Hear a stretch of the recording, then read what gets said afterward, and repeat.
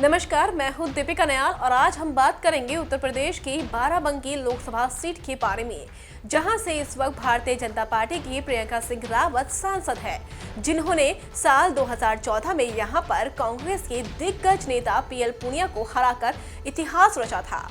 Barabanki Lok Sabha seat UP की 53वीं Lok Sabha seat है, जो अनुसूचित जाति के लिए आरक्षित है। बाराबंकी लोकसभा क्षेत्र में यूपी की 5 विधानसभा सीट आती है, जिनके नाम है कुर्सी, जैतपुर, रामनगर, हैदरगढ़ और बाराबंकी, जिनमें से जैतपुर और हैदरगढ़ की सीट अनुसूचित जाति के लिए रिजर्व है। बताते चलें कि बाराबंकी विविधताओं से भरा जिला है। आज़ादी के आंदोलन में भी इस जिले ने अग्रणी भूमिका निभाई थी, लेकिन आज़ादी के इतने सालों बाद भी बाराबंकी अब भी शहरीकरण से कोसों दूर है, क्योंकि यहाँ की 89.85% आबादी अभी भी गाँव में रहती है।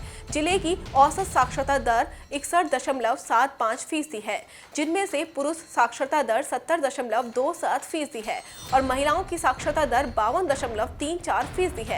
बाराबंकी में हुए पहले आम चुनाव में कांग्रेस के मोहनलाल सक्सेना और 1957 में स्वामी रमनंद ने जीत दर्ज की थी। 1971 से 1984 तक अलग अलग पार्टियों ने इस सीट पर कब्जा किया।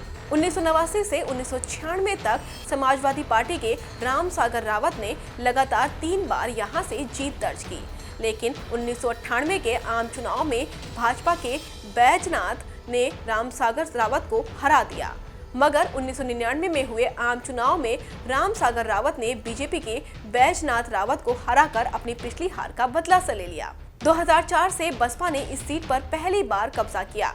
2009 में कांग्रेस प्रत्याशी ने बाराबंकी की सीट से जीतकर 25 साल का सूखा खत्म किया। साल 2014 में ये सीट भाजपा ने जीत ली और भारतीय जनता पार्टी की प्रियंका सिंह रावत यहां से सांसद चुनी गई। प्रियंका सिंह रावत बाराबंकी की पहली महिला सांसद है और 16वीं लोकसभा में वो खाद्य, उपभोक्ता और जन वितरण प्रणाली संबंधी मामलों की स्थायी समिति की सदस्य भी है।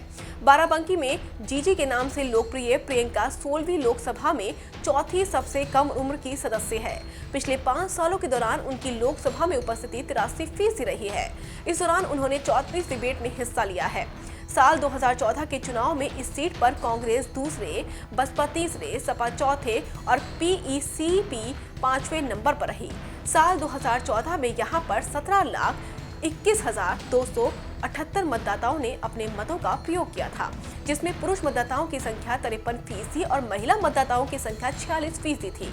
बाराबंकी की 76% आबादी हिंदू और 22% मुस्लिमों की है। इसमें कोई शक नहीं कि प्रियंका सिंह रावत की जीत में बड़ा योगदान मोदी लहर का था, जबकि कांग्रेस और बसपा की हार के पीछे उनकी अपनी गलतियां थी। सियासी खेल में कोई भी चीज स्थायी नहीं रहती, शेर और मात का खेल चलता रहता है। इसलिए इस बार इस सीट पर भाजपा की वापसी काफी हद तक इस बात पर निर्भर करेगी कि यहाँ प्रियंका सिंह रावत ने कितना विकास कार्य किया है, उनके विकास से बाराबंकी की जनता कितनी खुश है।